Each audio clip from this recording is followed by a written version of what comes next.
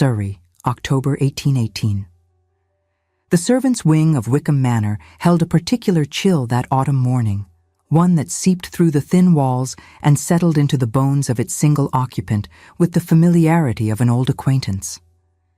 Miss Theodora Sutton sat at the small writing desk beneath her narrow window, the pale morning light illuminating the ledger spread before her.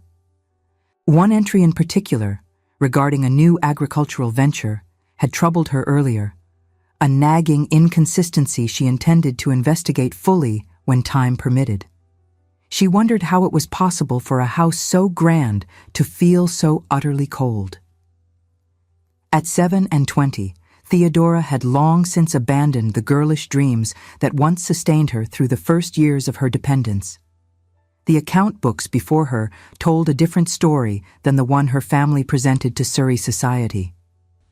While her uncle, Lord Wickham, entertained guests in drawing rooms adorned with fine paintings, and her 4 cousins paraded through assembly rooms in silk gowns, Theodora sat in quarters designed for upper servants and prevented the entire estate from collapsing into financial ruin. Her father, the second son of a baron, had died of a heart seizure when she was 15, leaving behind gambling debts that consumed every penny of his modest inheritance. Her mother had survived him by only 3 years, grief and shame eroding her health until she simply faded away. Lord Wickham had taken them in, but charity came with a price Theodora paid daily. If stories of invisible women who find their worth through the eyes of someone brave enough to truly see them move your heart, subscribe now and join us on this journey. You will not want to miss what happens next. The morning held a peculiar tension that Theodora could not quite identify. She had learned over 12 years to read the subtle shifts in the household atmosphere the way some people read the weather. Something was brewing, though she could not yet determine what. Her door opened without warning. There was no knock, and certainly no courtesy. Her cousin Prudence stood in the doorway, 24 years old and freshly returned from her honeymoon as the new Countess of Ashford. Her dress, a morning gown of primrose silk, would have cost more than Theodora had spent on clothing in 5 years. "Mama wants you in the kitchens immediately," Prudence announced, her voice carrying that particular tone of satisfaction that always preceded some new humiliation. "There is a crisis, apparently, and the servants are quite useless without your supervision." Theodora closed the ledger carefully, marking her place. "What manner of crisis?" "As if I would know the details of kitchen management." Prudence examined her gloved hands with exaggerated disinterest. "It concerns tonight's dinner. Mama is in quite a state." Tonight's dinner. Theodora felt a small flutter of alarm. Lord Wickham had mentioned something 3 days prior about a parliamentary colleague, but he had been vague as always, and she had assumed the matter forgotten. "Is there to be a dinner party tonight?" she asked carefully. Prudence's smile was not kind. "Did no one tell you? How terribly careless. Yes, Lord Wickham has invited the Marquess of Stratham. Mama only learned of it this morning. You can imagine her distress." The Marquess of Stratham. Even Theodora, sequestered as she was from society, knew that name. Lord Sebastian Harcourt, one of the wealthiest and most eligible noblemen in England, famously particular about whom he honored with his time and attention. And he was coming here, tonight. "I see," Theodora said quietly. "I shall attend to the kitchens at once." "See that you do. And Theodora?" Prudence paused in the doorway, her expression hardening. "Mamma has instructed that you are to remain in your quarters this evening. We cannot have the Marquess seeing our charity case and forming unfavorable impressions of the family. You understand, of course." Of course she understood. The kitchens were indeed in chaos when Theodora arrived. Mrs. Keating, the cook who had served Wickham Manor for 30 years, turned to her with visible relief. "Miss Sutton, thank heavens. Her ladyship has ordered a dinner for 8 this evening, 5 courses, and we have only the usual provisions. She insists upon game when we have none prepared, demands French sauces we lack ingredients for, and expects miracles from thin air." Theodora surveyed the situation with practiced efficiency. she spotted a crate of pheasants and the remnants of the cellar's fortified wine. "We shall use the pheasant stock for the soup," Theodora instructed firmly, moving to the work table, "and mask the lack of venison by preparing the mutton with a rich port reduction. What do we have in the larders?" Within 20 minutes, she had reordered the entire menu around available ingredients, sent footmen to neighboring estates with polite requests to borrow specific items, and directed the staff into a workable schedule. It was a skill she had developed over years of necessity. Her aunt possessed neither the temperament nor the competence for household management, and her uncle noticed such details only when their absence created scandal. "You are a blessing, Miss Sutton," Mrs. Keating said warmly. "I do not know what this household would do without you." Neither did Theodora, though none of the family would ever acknowledge it. She spent the morning and afternoon moving through the servants' passages, consulting with staff, making decisions that would ensure the evening's success. She overheard her cousins in the music room, practicing their performance pieces. Lavinia, married 2 years to a viscount, was coaching the youngest, Cecilia, who at 20 was the only sister still unwed. The Marquess of Stratham is said to be impossibly particular. 3 seasons he has observed without showing interest in anyone. If you could catch his attention, it would be the triumph of the decade. "He must be dreadfully old if he is so particular," Cecilia complained. "He is 33, Georgiana supplied. She had married an earl the previous spring and considered herself an authority on such matters, but exceedingly handsome, or so I am told. Dark hair, striking features, and a presence that commands attention. More importantly," Prudence added, "he is wealthy beyond imagining and possesses significant political influence. Any woman who becomes his marchioness would be among the most powerful in England." Their mother's voice cut through the chatter. "Girls, please. You must not appear eager or ambitious. Gentlemen of Lord Stratham's caliber prefer women who are charming but not clever, agreeable but not opinionated. Smile, defer to his judgments, and for heaven's sake, do not discuss anything substantive. Men dislike women who think too much." Theodora, hidden in the passage checking that candles were properly distributed, felt something twist in her chest. She had spent years observing her cousins perform this elaborate dance of feminine accomplishment, watching them transform into whatever the current matrimonial target seemed to prefer. It had worked well enough. All 4 had secured titled husbands. But at what cost? She returned to her quarters as instructed as the afternoon shadows lengthened. Her small room overlooked the kitchen gardens, and she could see the increased activity below as final preparations commenced. Her stomach twisted with an emotion she did not care to examine too closely. Hunger, perhaps. She had eaten little that day, too occupied with managing the household crisis. Or perhaps it was something else, something that felt uncomfortably like loneliness. The account ledgers still lay on her desk, and she forced herself to focus on them. Numbers had always provided comfort. They were honest, consistent, following rules that made sense. Unlike people, numbers could be trusted. It was while reviewing the estate investments that she confirmed her earlier suspicion. The Carrington agricultural venture. Lord Wickham had mentioned it briefly 3 weeks prior, speaking enthusiastically about projected returns of 15% annually. Theodora had made a note to investigate, consulting the stack of agricultural journals and back issues of the Times she kept in her uncle's study. Now, with time to examine the details properly, she saw the pattern. The promised returns were impossible, given the stated investments. The letters of recommendation from satisfied investors followed a suspicious pattern of timing and language. The company proprietors had no verifiable history in agricultural development. Every indicator pointed to one conclusion. It was a fraudulent enterprise, a swindle designed to extract money from wealthy but unsophisticated investors. Her uncle had committed £8,000. Theodora stared at the figures, her mind racing through implications. £8,000 represented a significant portion of the estate's liquid capital. If lost, it would require selling property to cover existing debts. The scandal would be immense. She had to tell him, but her aunt had explicitly forbidden her to appear this evening. To interrupt the dinner party with such news would be seen as attention-seeking, as attempting to make herself important. She could already hear Lady Wickham's outraged voice. Yet if she remained silent, her uncle would lose a fortune. Theodora rose from her desk, pacing the small confines of her room. Through the floorboards, she could hear the sounds of the dinner party below. Laughter, conversation, the clink of crystal. Her cousins would be performing brilliantly, her aunt presiding with satisfaction, her uncle obliviously enjoying his claret, and the Marquess of Stratham, legendary for his intelligence and careful judgment, would be watching it all.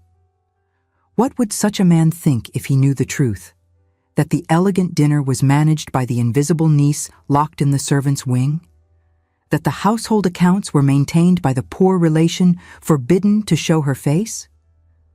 That the whole pretty performance rested on the competence of a woman treated as a burden rather than an asset? She made her decision. Gathering her notes on the Carrington scheme, Theodora smoothed her dress as best she could. It had been Lavinia's 5 years prior, altered to fit Theodora's taller, slimmer frame. The color, a dull bronze that had never suited Lavinia, did nothing for Theodora's complexion, but it was the best she owned. Her hair, dark brown with hints of copper when the light struck it properly, she had arranged simply that morning. There was no time now for improvement. She descended the servants' stairs, her heart pounding with each step. The dinner party was in the drawing room when she arrived. She could hear voices through the closed door, her aunt's high laugh, her uncle's jovial tones. Theodora hesitated, her hand raised to knock. To disturb a formal dinner was a sin against every rule of etiquette she knew, but £8,000 meant ruin. She knocked. The conversation inside stuttered and stopped. Footsteps approached. The door opened, and her uncle's face appeared, flushed with wine and irritation. "Theodora? What the devil are you doing here? Your aunt was quite clear that you were to remain upstairs." "I apologize for the interruption, Uncle, but there is an urgent estate matter that requires your immediate attention." "Estate matter? Now? Can it not wait until morning?" "I truly do not believe it can, sir." Lord Wickham's face reddened further, but before he could respond, another voice spoke from within the room. "Perhaps I might be of assistance. I have some expertise in estate matters." The voice was deep, cultured, carrying an undertone of command that suggested its owner was accustomed to being obeyed. Theodora felt something flutter in her chest that had nothing to do with nerves about the account books. "That is very kind, my lord," her uncle said, clearly flustered. "But I am certain this is nothing that need concern you, a minor household matter. Theodora, return to your quarters and we shall discuss this tomorrow. I am afraid it concerns a significant financial investment, Uncle. One that requires immediate action if losses are to be prevented." Lady Wickham's voice cut through the room like a blade. "Wickham, send her away at once. This is intolerable. Theodora knows perfectly well she is not to intrude on family gatherings." "I do apologize, Aunt. I would not interrupt if the matter were not genuinely urgent." "How dare you?" Lady Wickham appeared beside her husband, her face contorted with fury. "You forget yourself entirely. Return to your quarters immediately, and we shall discuss your impudence tomorrow." "Let her speak." The words were quiet, but carried absolute authority. The Marquess of Stratham moved into view, and Theodora felt her breath catch. He was indeed handsome, though handsome seemed an inadequate word. Dark hair swept back from a face of striking planes and angles, eyes of deep gray that seemed to perceive far more than they should, a mouth that suggested both intelligence and carefully controlled passion. He was tall, broad-shouldered, and carried himself with a confidence that came not from arrogance, but from absolute certainty of his own capabilities. And he was looking directly at her with an expression of focused interest that made Theodora's carefully constructed composure tremble. "My lord, this is a family matter," Lady Wickham protested, her voice rising. "My niece forgets her place." "Your niece appears to be attempting to prevent a financial disaster," Lord Stratham observed. His gaze had not left Theodora's face. "I find that admirable rather than impertinent. Please, Miss Sutton, do come in and explain the situation." It was not a request. It was a command delivered with such casual certainty that even Lady Wickham could not refuse without creating an even greater scene. She stepped back, her expression promising future retribution, and Theodora entered the drawing room on trembling legs. Her 4 cousins sat in an elegant arrangement near the fireplace, their faces reflecting varying degrees of shock and malicious pleasure. Prudence's eyes gleamed with anticipation of Theodora's humiliation. Lavinia's mouth curved in a small, cruel smile. Georgiana looked merely uncomfortable. Cecilia stared with open curiosity. Theodora kept her head high despite the burning shame in her cheeks. She had learned long ago that dignity was the only armor she possessed.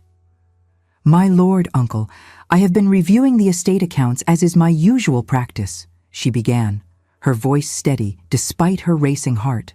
"I have discovered a concerning pattern in the Carrington agricultural venture that my uncle recently invested in." Lord Wickham frowned. "The Carrington scheme? But that was recommended by Petersham himself. Promised excellent returns." "I am certain it was recommended in good faith, uncle. However, upon examining the company's published reports and comparing them with letters of recommendation from the past 3 years, I have identified several irregularities that suggest the venture is fraudulent." "Fraudulent?" Her uncle's face went pale. "Theodora, that is a very serious accusation." "I am aware, sir. That is why I would not make it without substantial evidence." She held out her carefully prepared notes. "The promised annual returns of 15% are impossible given the stated agricultural investments. Grain yields, even in optimal conditions, cannot support such profits. Moreover, the letters from satisfied investors follow an unusual pattern. They appear at precise 6-month intervals, use remarkably similar language, and reference yields that would require impossible weather conditions across multiple regions simultaneously." Lord Stratham had moved closer, his attention riveted on Theodora's face. "Continue, Miss Sutton." "Additionally, I took the liberty of researching the company proprietors. None have verifiable backgrounds in agricultural development. Their previous ventures, when they can be traced at all, follow a consistent pattern. Large investments secured, impressive initial reports, then the companies dissolve before any actual returns materialize. In 2 cases I found, investors lost everything. The room had fallen completely silent. Even Lady Wickham seemed momentarily speechless. "How much have you invested, Wickham?" Lord Stratham asked quietly. £8,000, Theodora answered when her uncle seemed unable to speak.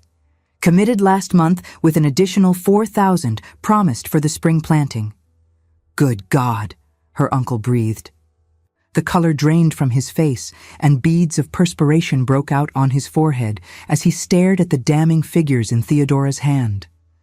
"If you are correct, Theodora, if this is indeed a fraud, the loss would be catastrophic." "I am afraid I am quite confident in my analysis, uncle. I would recommend you withdraw your investment immediately and consult with your solicitor about potential legal recourse." Lord Stratham took the notes from Theodora's hand, his fingers brushing hers briefly. The contact sent an unexpected warmth through her entire arm. He studied her careful documentation, his expression growing increasingly intent. "This analysis is remarkably thorough, Miss Sutton. Where did you learn such investigative techniques?" "I read extensively, my lord. I make use of my uncle's subscription to The Times and his library, and I have managed the estate accounts for several years. One develops a sense for patterns and irregularities." "Manage the estate accounts?" His gray eyes lifted to her face, and Theodora saw something in them she could not quite interpret. Surprise, certainly, but also something that looked almost like recognition. "That is considerable responsibility. Theodora has always had an unfortunate interest in inappropriate subjects," Lady Wickham interjected, her voice tight with barely suppressed fury. We have tried to discourage such unladylike pursuits, but she persists in meddling with matters beyond her understanding. On the contrary, Lord Stratham said softly, still looking at Theodora. Miss Sutton appears to understand a great deal. Wickham, I was considering the Carrington venture myself. Petersham approached me with the same proposal. I had not yet committed funds, but I certainly intended to. Your niece's analysis has saved me from what would indeed have been a substantial loss. He turned to face the room, and Theodora saw her aunt's expression shift from fury to calculation.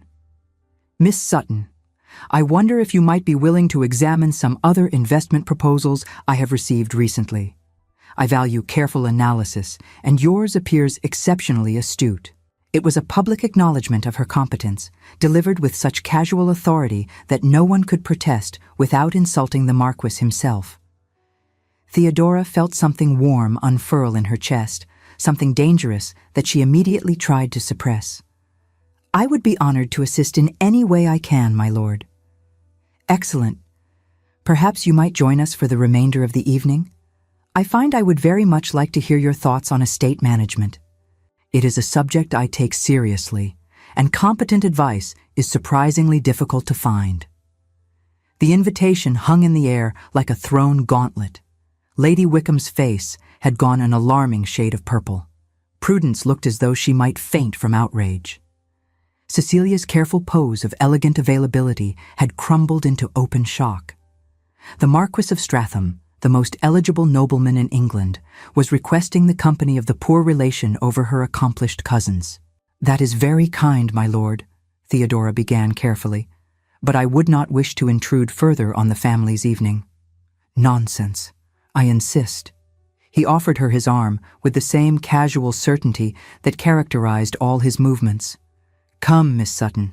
Tell me more about these account books you manage. I find I am fascinated by the precise methods you employ. Theodora took his arm because refusing would create an even greater scene. The fabric of his coat was fine wool beneath her fingers, and she could feel the solid strength of the muscle beneath. He led her to a settee near the window, deliberately positioning them slightly apart from the others. Lady Wickham had no choice but to resume her hostess duties, though her smile had taken on a brittle, dangerous quality. Theodora's cousins attempted to recapture the Marquess's attention with renewed performances of charm, but he deflected each attempt with polite disinterest, his attention consistently returning to Theodora. Your uncle mentioned you have lived here since your father's death, he said quietly, his voice pitched for her ears alone. That must have been difficult. My uncle and aunt were very kind to take us in, Theodora replied carefully. We would have had nowhere else to go. Kindness, he repeated, and something in his tone suggested he saw through the polite fiction. And in exchange for this kindness, you manage the estate accounts, prevent financial disasters, and orchestrate household operations? I do what I can to be useful. I suspect you do considerably more than that. His gray eyes studied her face with an intensity that made her pulse quicken. Tell me, Miss Sutton, what else do you do that no one acknowledges? The question was too perceptive, too direct.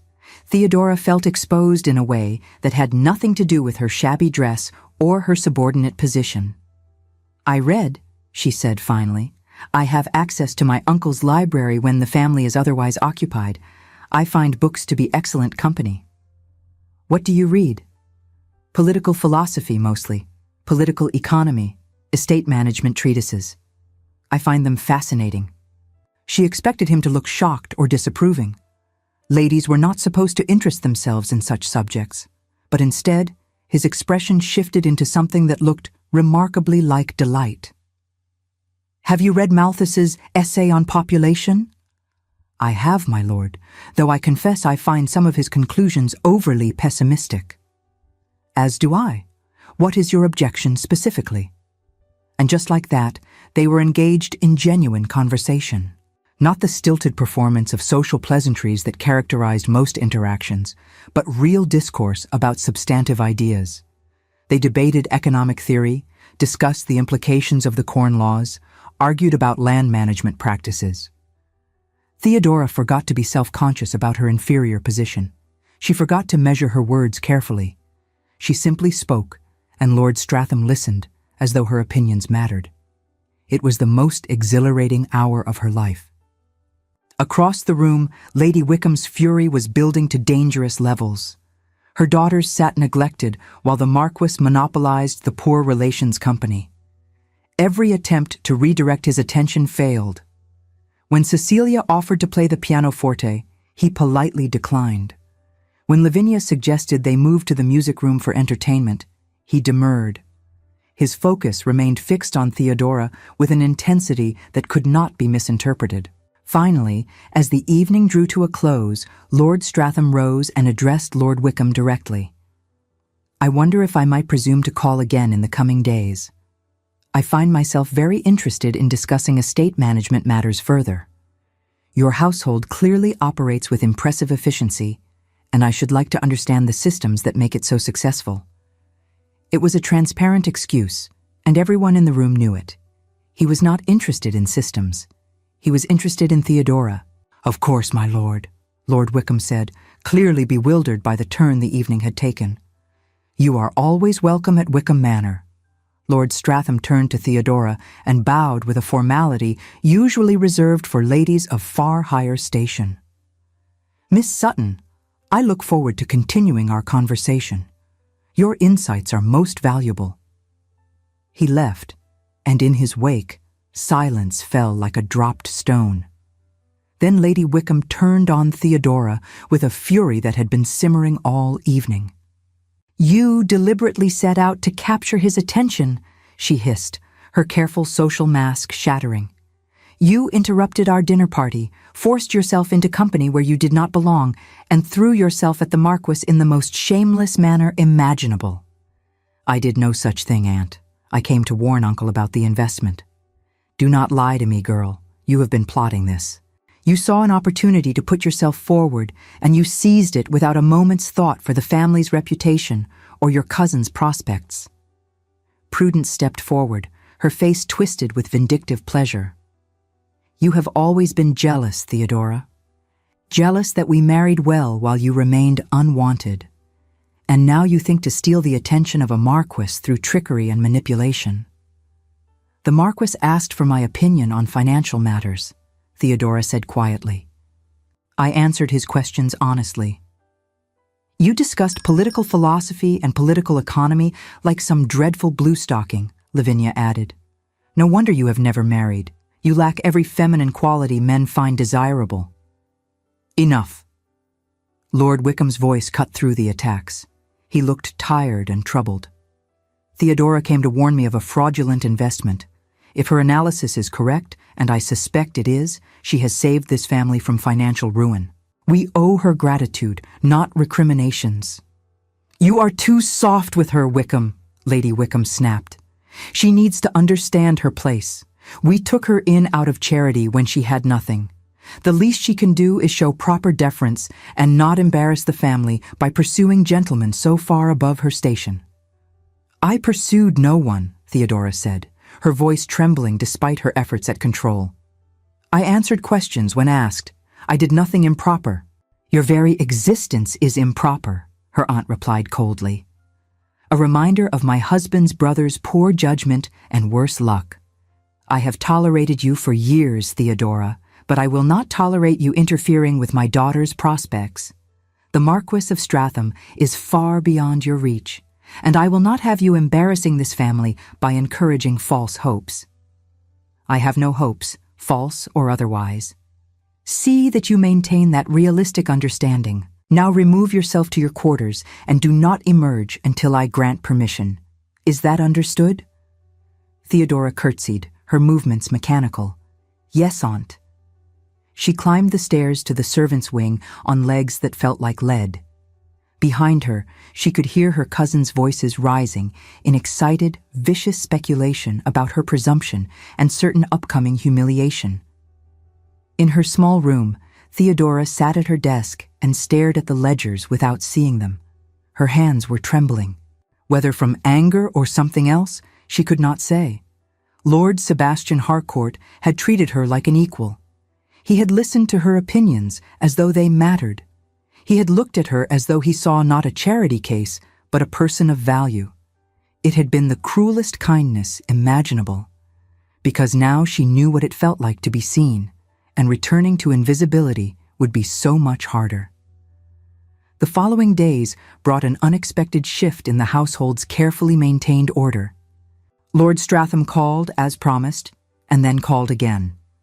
He arrived with investment proposals for Theodora's review, requests for her thoughts on estate improvements, questions about account management systems.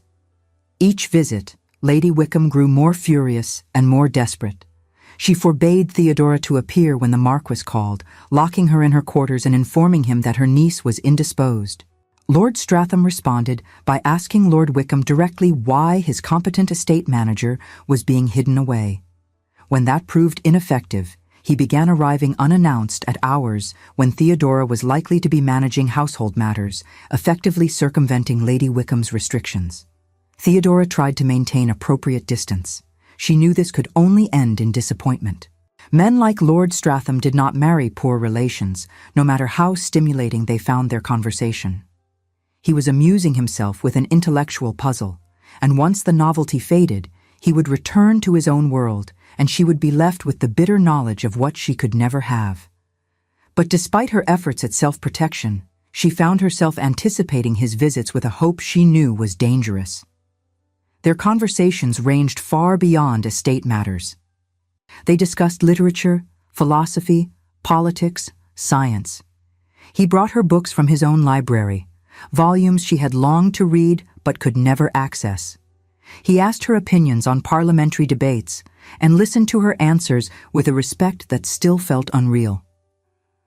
"Why do you tolerate it?" he asked one afternoon 3 weeks after their first meeting. They were in Lord Wickham's study, ostensibly reviewing account ledgers, but the conversation had drifted, as it always did, into more personal territory.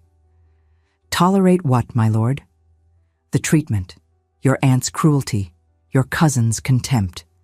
You are clearly the most capable person in this household, yet you are treated as though your value is measured in your utility as an unpaid servant." Theodora's hands stilled on the ledger page. "I have nowhere else to go. My father left nothing but debts. I have no marriage prospects and no means of supporting myself. My uncle provides me shelter and food. I am grateful for that." Grateful. He repeated the word with such distaste that Theodora looked up in surprise. "You should not have to be grateful for basic human dignity, Theodora." The use of her given name, spoken in his deep voice with such quiet intensity, made her breath catch. They had maintained strict formality until now, the social distance appropriate between a Marquess and a dependent relative of a mere baron. Hearing her name on his lips felt intimate in a way that frightened her. In her mind, she had already begun to think of him as Stratham, but she dared not voice it. "Lord Stratham, I think perhaps we should maintain proper forms of address." "Sebastian," he said immediately. "My name is Sebastian, and I would very much like to hear you say it." "That would be highly inappropriate." "Many things are inappropriate, Theodora. That does not make them wrong." He leaned forward, his gray eyes intense on hers. "I have spent weeks observing you, listening to you, learning who you are beneath the role you have been forced to play.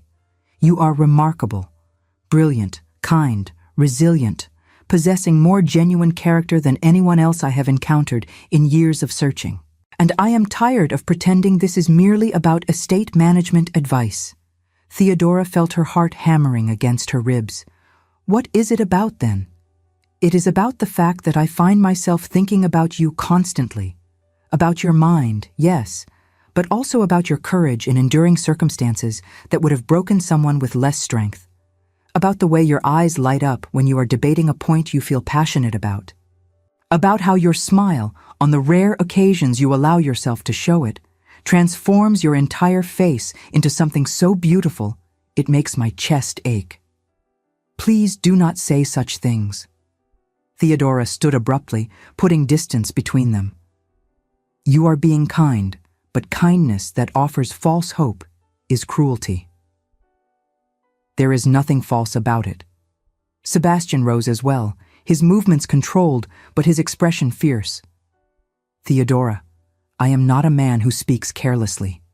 When I say you are remarkable, I mean it. When I say I think of you constantly, I am stating simple fact. You are a Marquess. I am a penniless dependent with no prospects and no family willing to sponsor me into society. Whatever you imagine this could be, it is impossible. Why? Because the difference in our stations is insurmountable. Because your duty is to marry someone appropriate to your position. Because I have nothing to offer you except conversation, and conversation cannot sustain a marriage in our world. You truly believe that? He moved closer, and Theodora found herself unable to retreat further, trapped between him and the desk. You believe all I value in you is your ability to discuss political economy? What else could there be? I am not beautiful like my cousins. I have no accomplishments, no social graces, no connections. I am quite literally nothing by society's measure. Society's measure is deeply flawed. His hand lifted, and Theodora's breath stopped as his fingers gently traced the line of her jaw. The touch was feather-light, but sent sparks through her entire body. You are beautiful, Theodora. Not in the obvious performative way your cousins cultivate, but in a way that reveals itself slowly to anyone wise enough to look. You have elegant bones, intelligent eyes that miss nothing, and a grace of bearing that no amount of shabby clothing can diminish. But more than that, you have a quality of genuine selfhood that I have never encountered before. I do not understand what you mean. Most women I meet are performing, presenting whatever version of femininity they believe will capture a husband. They flatter, defer, and hide any aspect of themselves that might be deemed unsuitable. But you? His thumb brushed across her cheekbone, and Theodora shivered. You are simply yourself, honest, direct, unconcerned with playing games or managing impressions.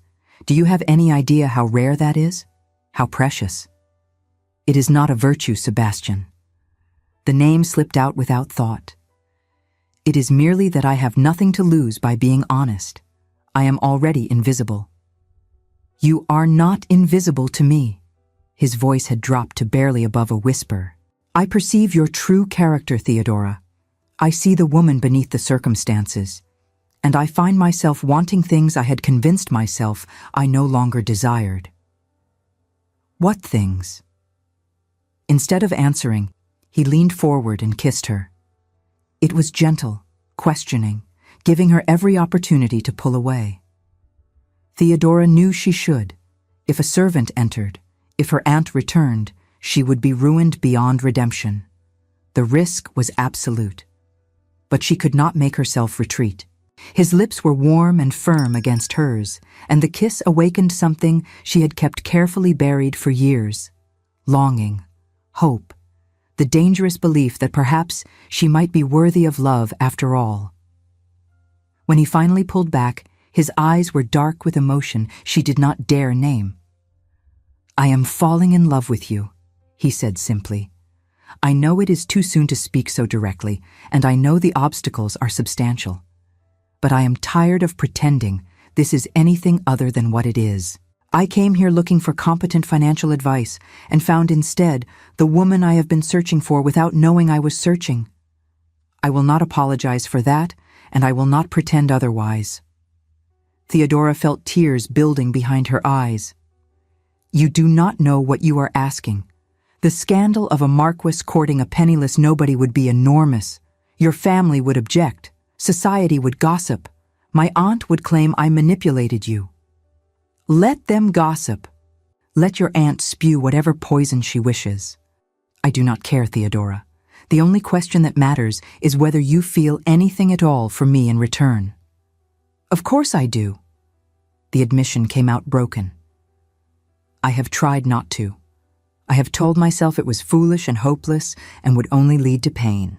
But when you look at me as though I matter, when you listen to my opinions as though they have value, when you simply see me, how could I not feel something? He kissed her again.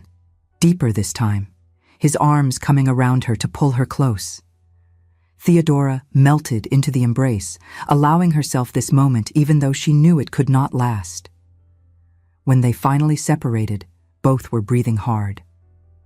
"I must speak with your uncle," Sebastian said, "properly, formally, requesting permission to court you openly. He will refuse. My aunt will ensure it.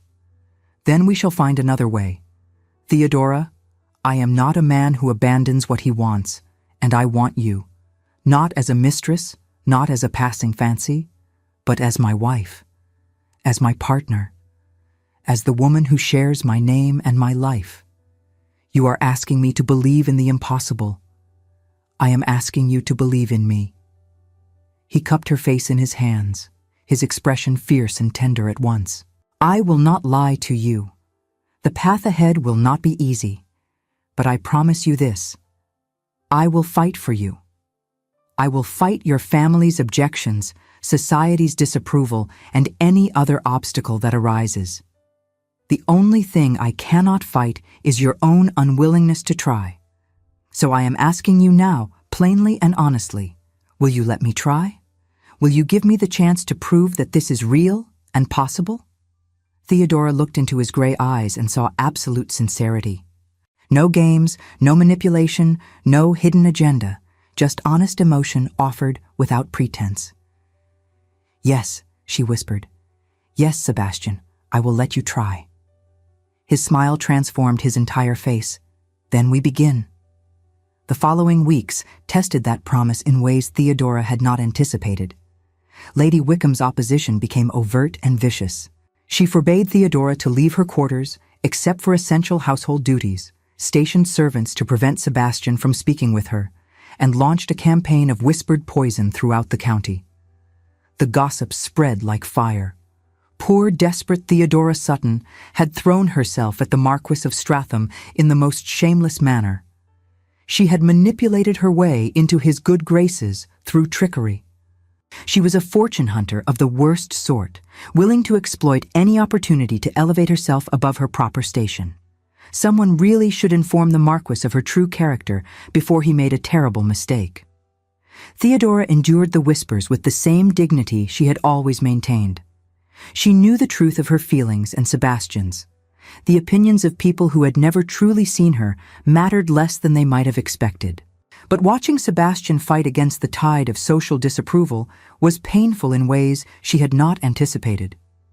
He called on her uncle repeatedly, requesting formal permission to court her.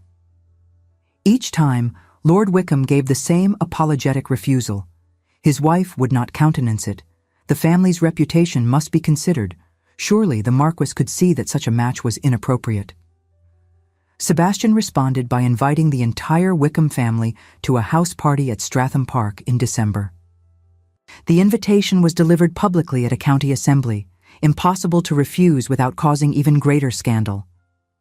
Lady Wickham accepted through gritted teeth, already planning how to use the opportunity to push her daughters forward while keeping Theodora firmly in the background. "She will try to humiliate you," Sebastian warned Theodora during one of their stolen conversations. They met in the library late at night when the household slept, the only time they could speak freely. "She will attempt to demonstrate publicly that you are unsuitable, inferior, not worthy of notice." "I know."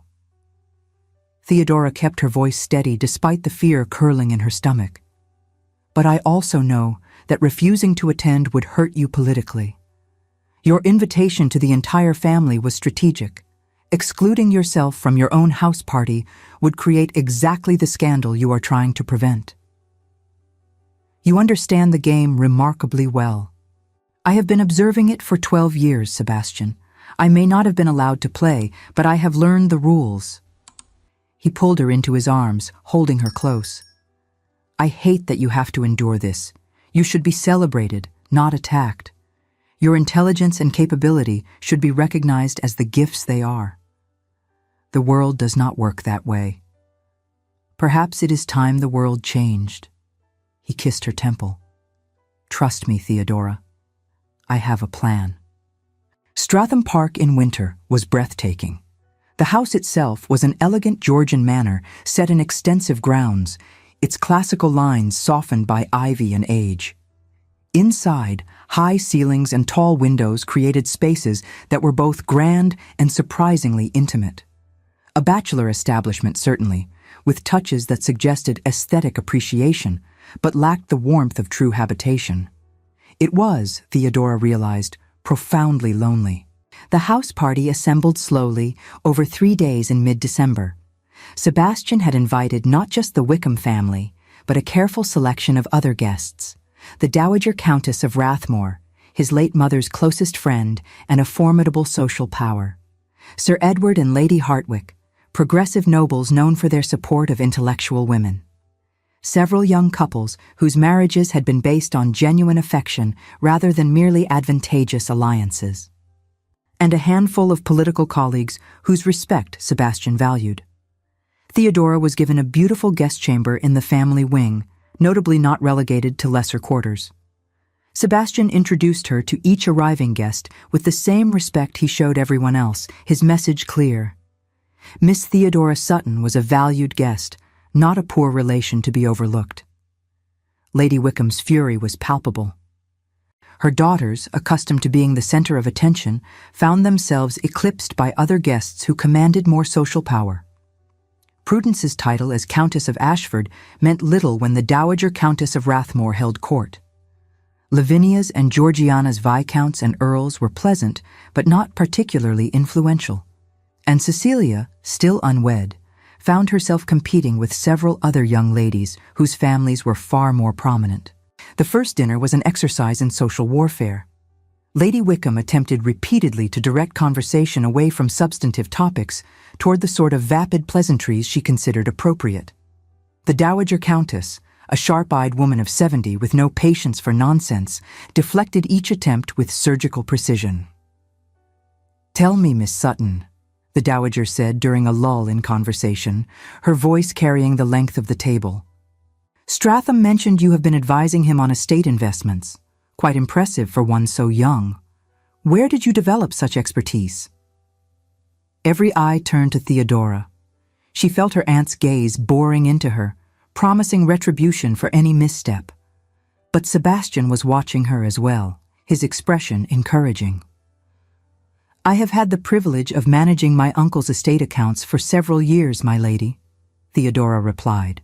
"The responsibility required that I educate myself in financial matters, reading, primarily, and practical application of principles learned.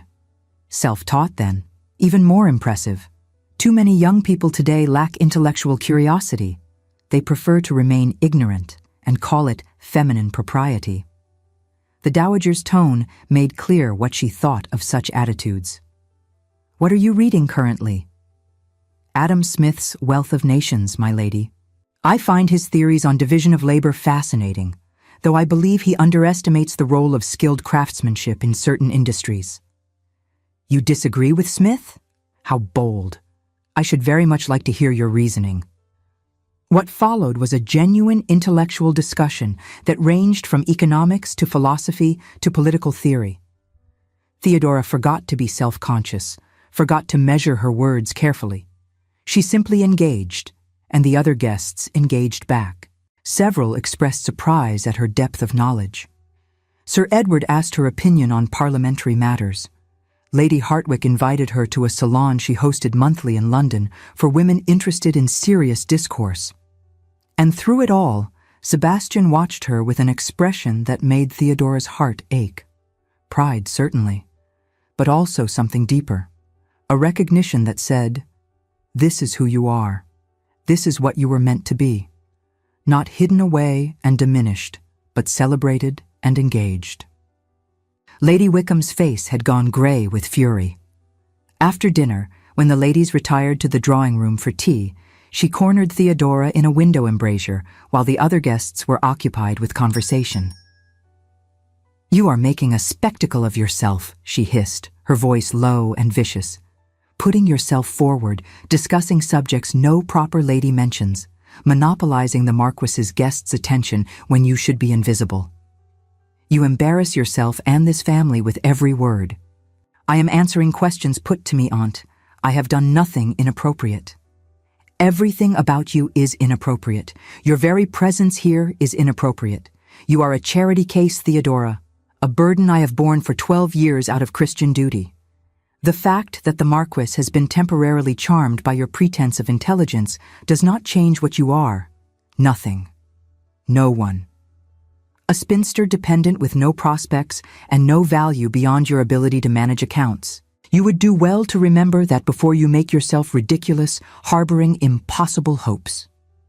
Each word was designed to wound, delivered with a precision born of years of practice. Theodora felt them strike like physical blows, because beneath the cruelty was a grain of truth she could not deny. She was dependent, penniless, socially invisible. Sebastian's interest was extraordinary, aberrant, likely temporary. I know exactly what I am, Aunt. I have never forgotten for a moment. Then stop this performance. Stop putting yourself forward. Accept reality with whatever dignity you can still claim and withdraw gracefully before you are publicly rejected. Because make no mistake, Theodora, you will be rejected. Men like the Marquess of Stratham do not marry women like you. And when he moves on to someone appropriate, you will be left humiliated before all of society, your foolish hopes exposed for the delusions they always were. The Dowager Countess's voice cut through the venom like a blade. Lady Wickham, I wonder if I might borrow Miss Sutton for a moment.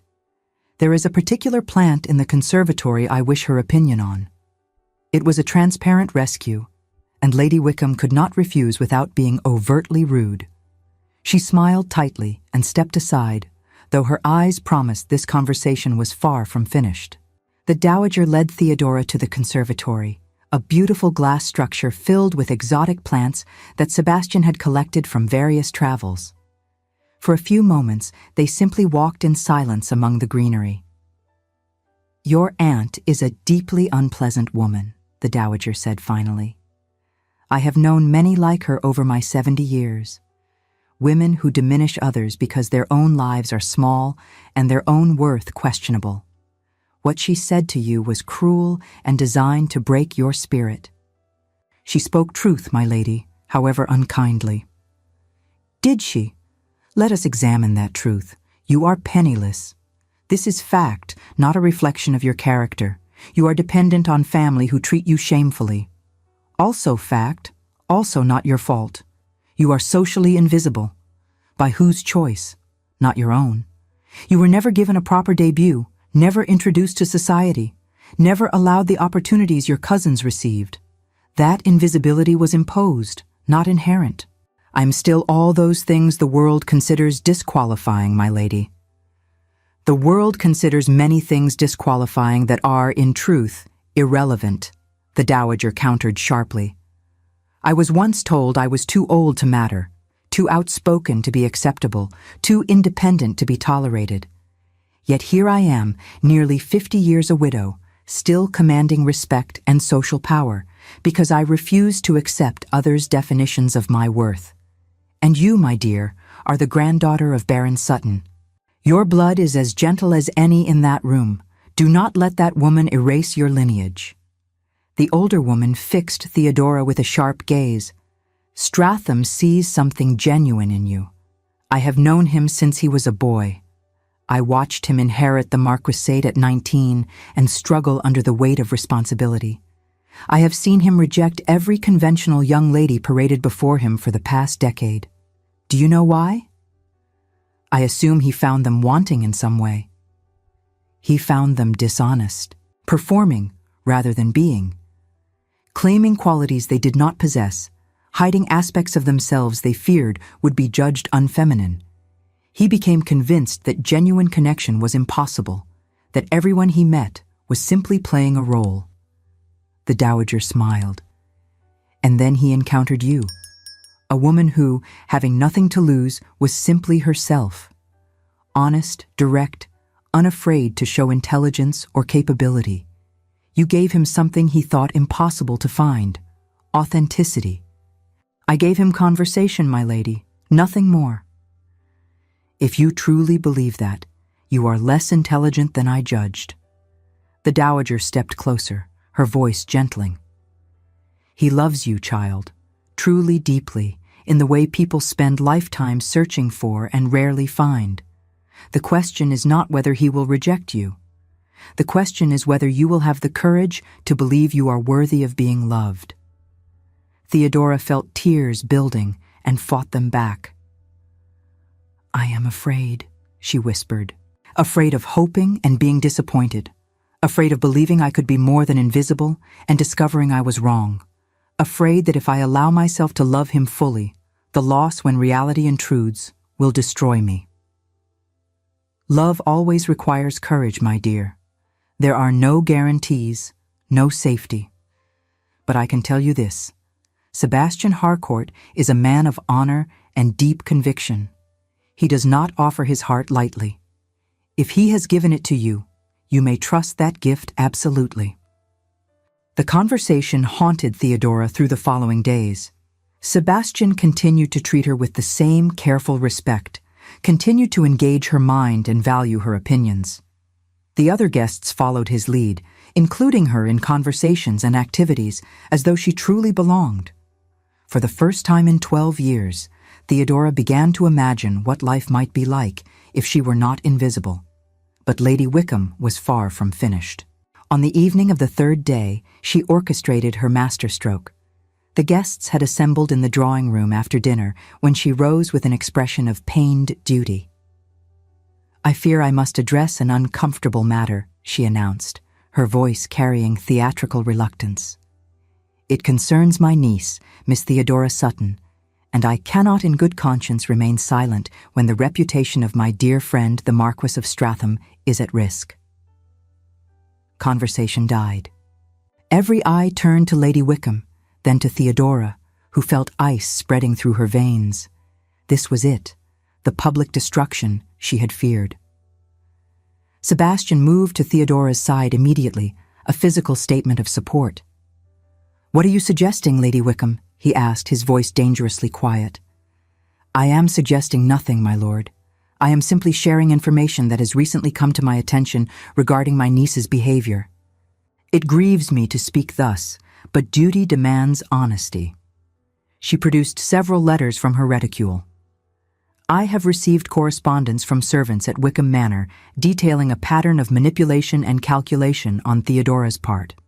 It appears she deliberately positioned herself to capture your attention, my lord, using knowledge gained through her management of household accounts to make herself seem more valuable than she is." "That is a lie," Theodora said quietly. "Is it?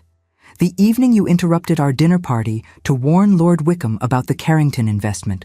How convenient that you chose precisely the moment the Marquess was present to make your revelation. Any other time would have served the purpose, yet you selected that specific evening." "The matter was urgent. I discovered the fraud that afternoon and brought the information forward immediately." "Or you had known for days and waited for the perfect opportunity to put yourself forward." Lady Wickham's smile was poisonous.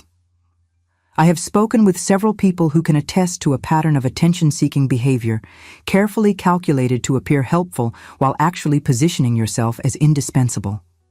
You have manipulated my family for years, and now you seek to manipulate the Marquess through similar means." The words were absurd, the logic twisted, but spoken with such conviction that Theodora could see doubt beginning to cloud some faces. This was how social assassination worked.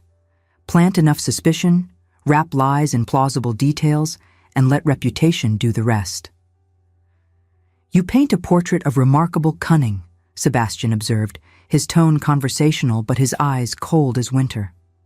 "Miss Sutton, managing to appear humble and self-effacing, while secretly orchestrating years of manipulation. Quite impressive, if true." "I merely wish to protect you, my lord, from someone who has proven herself adept at deception." "Do you? How kind. Then perhaps you will not mind if I share some information of my own." Sebastian withdrew papers from his own coat pocket.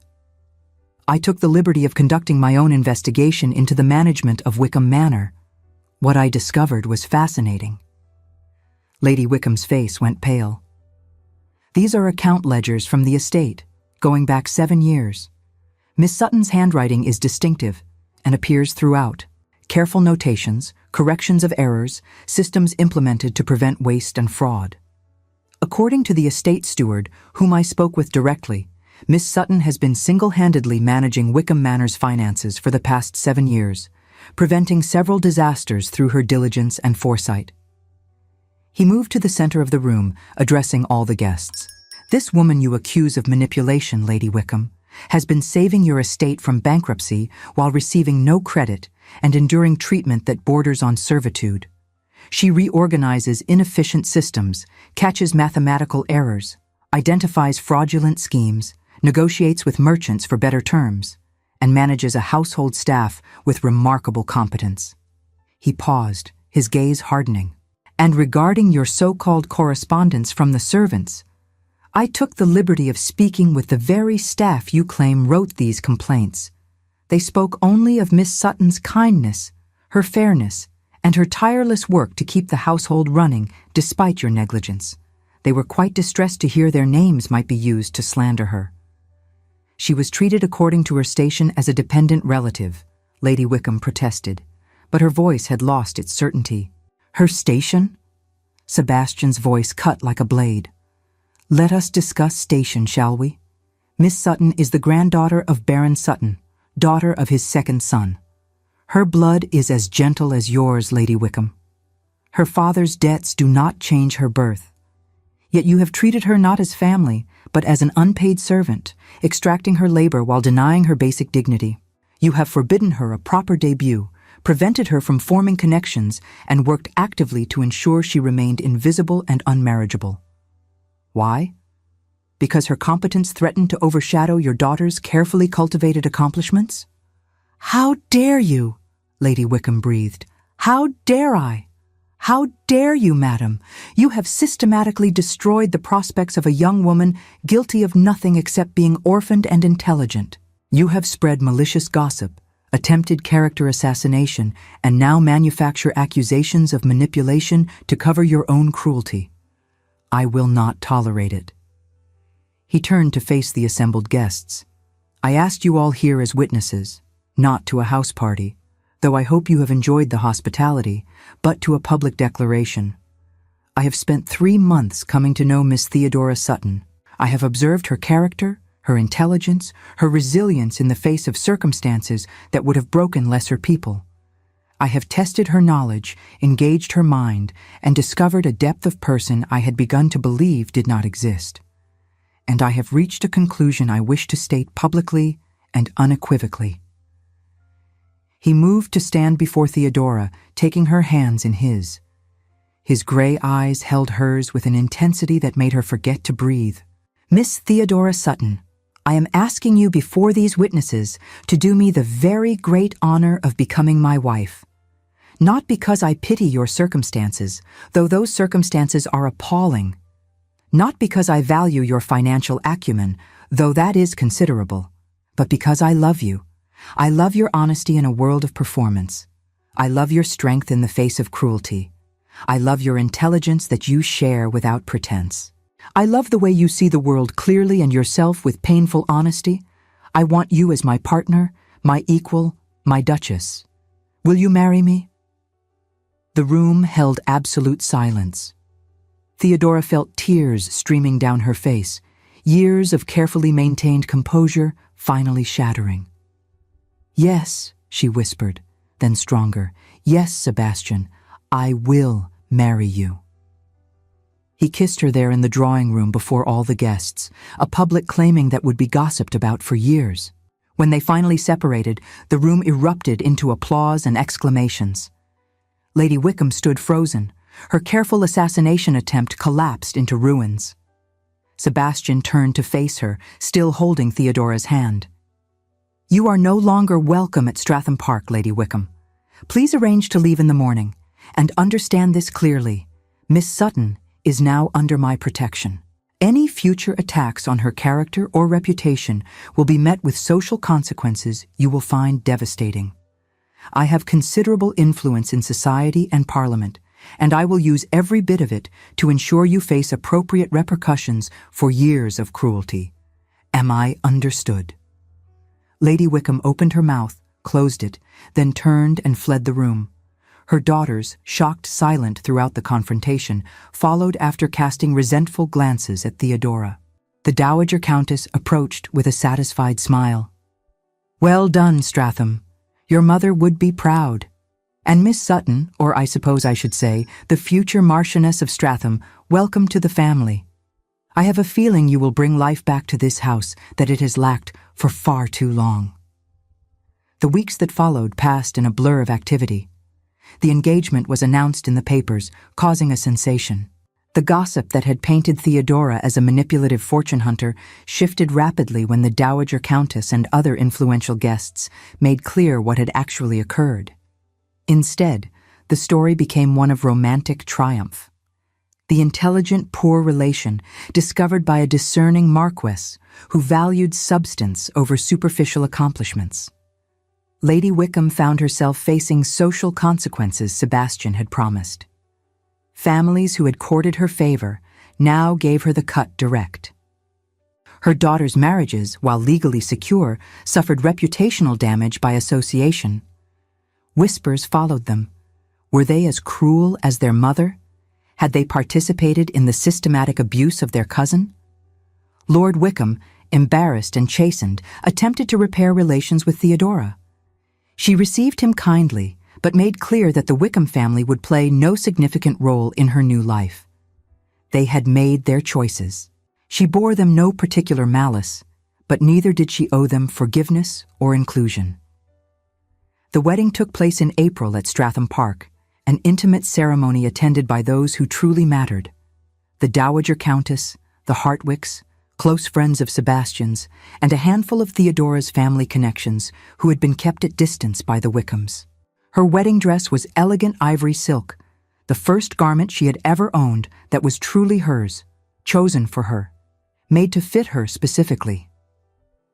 As she walked down the aisle toward Sebastian, watching his face transform with love and wonder, Theodora felt the final chains of invisibility shatter. She was seen, she was valued, she was chosen. Their marriage was everything she had never dared hope for. Sebastian consulted her on estate management, political decisions, investment strategies. They established a study for her where she worked daily, managing not just Stratham Park, but several of Sebastian's other properties. Her analyses and advice proved so valuable that several of Sebastian's colleagues began requesting her consultation, creating an informal but influential role. She established a charity for dependent women and poor relations, offering them education, resources, and pathways to independence. It became her passion project, funded by her own marriage settlement that Sebastian had insisted be generous enough to give her real power. 3 years into their marriage, Stratham Park had transformed. No longer the echoing monument to loneliness, it rang with children's laughter. Theodora had given birth to twins, boys they named Thomas and Edmund, followed 18 months later by a daughter, Charlotte. The house filled with life, warmth, love. Sebastian had never been happier, his aloof reserve melting into open affection with family and friends. They encountered the Wickham family occasionally in London during the season. The meetings were polite but distant. Lady Wickham had aged badly, bitterness etching lines into her face. Prudence and Lavinia's marriages, while intact, lacked the social triumph they had once enjoyed.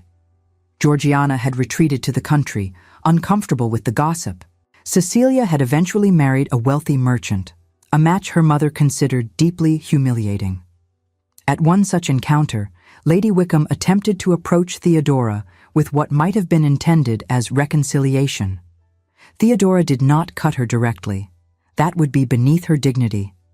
Instead, she greeted her with cool politeness and moved on, making clear through simple lack of engagement that the Wickhams were no longer relevant to her life. "You could have destroyed them utterly," Sebastian observed later that evening. They were in their private sitting room, watching their children play by the fireplace. "You have the influence now. One word from you in the right circles would complete their social ruin." "They destroyed themselves," Theodora replied, leaning into her husband's embrace. "I did nothing except become what I always was once someone bothered to look." Sebastian kissed her temple. I was the one who searched for years, rejecting every conventional match, convinced genuine connection was impossible, and then I found you. Or rather, you saved my uncle from financial disaster while I happened to be watching. Fate has a sense of humor. Indeed. He turned her face to his gray eyes warm with love. I love you, Theodora. Not despite your intelligence or capability, but because of them. You are my partner in every sense, and I thank Providence daily that your aunt was foolish enough to hide away the most remarkable woman in England long enough for me to find you. I love you too. She kissed him softly. Thank you for seeing me. Thank you for being worth seeing. Their children interrupted the moment, demanding attention, pulling them into the life they had built together. Theodora took her husband's hand and let herself be led toward them. The best revenge was not destruction, it was this.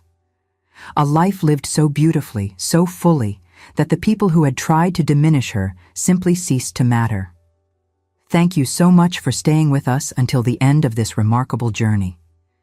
If this story of patience, recognition, and love that sees beyond circumstance touched your heart, please like, subscribe, and share with someone who needs to hear that being overlooked is not the same as being worthless. Your support helps us continue creating stories of hope, resilience, and the transformative power of genuine love.